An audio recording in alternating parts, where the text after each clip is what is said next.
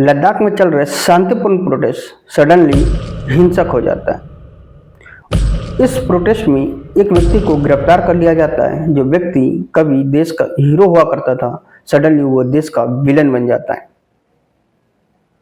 इस प्रोटेस्ट को हिंसक होने के बाद इस प्रोटेस्ट को जंजे का प्रोटेस्ट बता दिया जाता है और इस प्रोटेस्ट में 4 लोगों की मौत हो जाती है, जबकि कई लोग घायल हो जाते हैं, जिसमें बहुत सारे पुलिसकर्मी शामिल होते हैं। साथ ही इस प्रोटेस्ट में जब लोग हिंसक हो जाते हैं तो वो बीजेपी कार्यालय को भी फूंक देता है। और इसमें जिस व्यक्ति को गिरफ्तार किया जाता है वो होता है सोनम वांगचुक। सोनम वांगचुक एक इन्वायरमेंटल एक्टिविस्ट हैं जिन्हें इस हिंसा के बाद गिरफ्तार कर लिया जाता है। चलिए इस वीडियो में हम जानते हैं कि आखिर ये प्रोटेस्ट चल क्यों रहा था और इसमें हिंसा क्यों हुई और सरकार ये प्रोटेस्ट में जो डिमांड है उसको क्यों नहीं मान रही है। इस वीडियो में एक एक कर जानेंगे इस सारे सवालों का जवाब।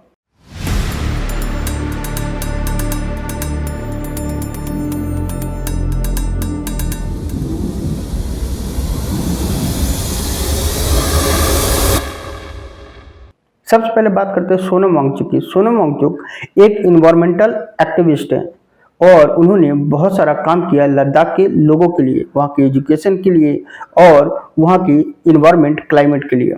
चूँकि सोनम वांगचुक एक इन्वायरमेंटल एक्टिविस्ट हैं और लद्दाख की जो क्लाइमेट है उसको समझते हैं, उनका हमेशा से कंसर्न रहा है कि लद्दाख में जो इन्वायरमेंट है, जो क्लाइमेट है, वो काफ़ी तेज़ी से बदल रहा है। जैसे लेक का सूख जाना, लेक में पानी का खत्म हो जाना, लैंडस्लाइड जैसे चीज़ें होती रहती हैं और उन सारी चीज़ों को बचाने के लिए, उन सारी चीज़ों को टैकल करने के लिए वो हमेशा काम करते रहे। सोनम वांगचुक ने 1988 में small student education and cultural movement of Ladakh की शुरुआत की। इतना ही बल्कि 2013 में आइस स्तूपा का निर्माण किया, जिसमें आर्टिफिशियल तरीके से ग्लेशियर को बनाया जा सकता है और उसमें पानी को बचाया जा सकता है। इतना ही नहीं बल्कि सोनम वांगचुक ने एक मोबाइल सोलर टेंट का निर्माण किया जो हमारी इंडियन आर्मी के लिए काफ़ी फायदेमंद था, जिसमें ये टेंट दिन में चार्ज होकर रात को उस टेंट को गर्म रखने में काम आता है। लेकिन सोनम वांगचुक इतना कुछ करने के बाद जो हमारे देश में एक हीरो थे, सडनली विलन कैसे हो गए, खासकर इस प्रोटेस्ट के बाद। चलिए समझते हैं कि आखिर ये प्रोटेस्ट हो क्यों रहा था और वहाँ के लोगों की डिमांड क्या है और क्यों गवर्नमेंट इस डिमांड को नहीं मान रही है। सबसे पहले समझते हैं कि आखिर ये प्रोटेस्ट हो क्यों रहा था और आखिर वहाँ के लोगों की डिमांड क्या है। ये प्रोटेस्ट कोई नया नहीं है, ये प्रोटेस्ट से पहले भी हुआ था और उसको अगुवाई कर रहे थे सोनम वांगचुक ही, और उन्होंने उस टाइम पे अनशन वाला प्रोटेस्ट किया था। इन सभी चीज़ों की शुरुआत हुई थी 2019 में, जब कश्मीर से धारा 370 को रिमूव किया गया था। धारा 370 रिमूव होने के साथ ही जो लद्दाख था उसके एरिया को यूनियन टेरिटरी यानी कि केंद्र शासित प्रदेश बना दिया गया था। उस टाइम पे सारी चीज़ें ठीक थी और सभी को ये एक्सेप्ट था, लेकिन धीरे धीरे बाद में ये चीज़ें बदल गई, वहाँ के लोगों की डिमांड बदल गई। अब जो प्रोटेस्ट कर रहे हैं उसके पीछे का कारण ये है कि वहाँ के लोग कुछ चीज़ें डिमांड कर रहे हैं सेंट्रल गवर्नमेंट से, जिसमें कुछ ऐसे हैं जिसे पूरा किया जा सकता है, जबकि कुछ ऐसे हैं जिसे गवर्नमेंट पूरा नहीं करना चाहती या फिर जिसे पूरा नहीं किया जा सकता। लद्दाख के लोगों की 3 डिमांड है, जिसमें सबसे पहला है लद्दाख को एक पूर्ण राज्य का दर्जा दिया जाए, यानी कि उसे यूनियन टेरिटरी से हटाकर उसे राज्य घोषित कर दिया जाए। लद्दाख के लोगों का दूसरा डिमांड है 6th शेड्यूल में लद्दाख को शामिल करना। 6th शेड्यूल में शामिल होने के बाद लद्दाख की जो प्रॉपर्टी है, लद्दाख का जो एरिया है, वो कोई और बाहर से आकर खरीद नहीं सकता, उस पर इलीगल माइनिंग नहीं कर सकता, ताकि वहाँ के जो इन्वायरमेंट है उसे माइनिंग जैसी चीज़ों से बर्बाद नहीं किया जा सकता।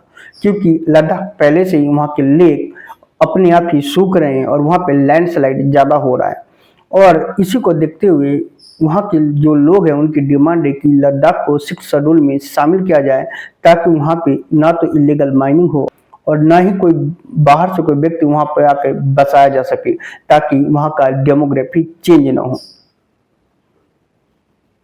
और तीसरा डिमांड है लद्दाख के लोगों की कि जो लद्दाख के लोग हैं उनको जॉब में आरक्षण दिया जाए। आखिर ये सारी डिमांडें आपको भी और मेरे को लगता है कि सही है, तो फिर गवर्नमेंट आखिर क्यों नहीं मान लेती। चलिए समझते हैं कि आखिर गवर्नमेंट का पॉइंट ऑफ व्यू क्या है इन तीनों डिमांड पे। देखिए जो भी डिमांड है लद्दाख के लोगों को, इन तीनों डिमांड में से दो ऐसे डिमांड है जिसे गवर्नमेंट शायद मान भी ले, लेकिन जो तीसरा डिमांड है वो गवर्नमेंट नहीं मानेगी और उसके गवर्नमेंट के अपने कारण है, यानी कि सेंट्रल गवर्नमेंट के अपने कारण है।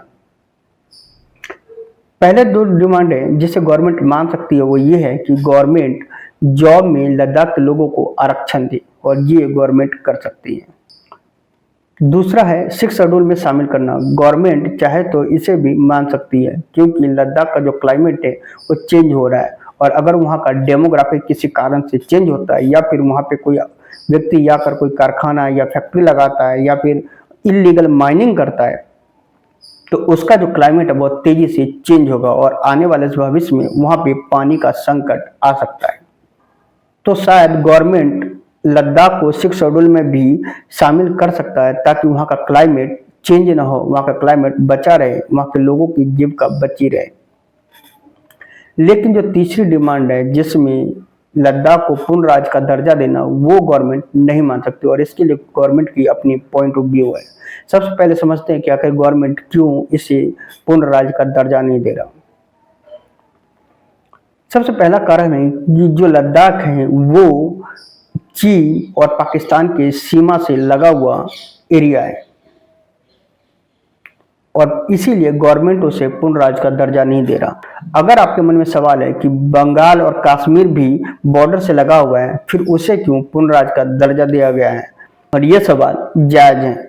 लेकिन आप ये समझ लीजिए कि जो बंगाल है और कश्मीर है उन दोनों का बॉर्डर पाकिस्तान और बांग्लादेश से लगता है, जबकि लद्दाख का बॉर्डर पाकिस्तान और चाइना से लगता है, और चाइना हमेशा से ही उस एरिया में अपने आप को अटैक मोड में रखा है और सेंट्रल गवर्नमेंट नहीं चाहता कि किसी भी कारण से लद्दाख में किसी भी तरीके से, जैसे कि अभी हाल ही में प्रोटेस्ट हुआ है, पूर्ण राज्य का दर्जा देने के बाद इस तरीके के प्रोटेस्ट हुआ और उसका बेनिफिट चाइना उठाए, या फिर पूर्ण राज्य का दर्जा देने के बाद जो लद्दाख है उसका डेमोग्राफी चेंज हो जाए और वहां पे चाइना धीरे धीरे अपना कब्जा बना पाए।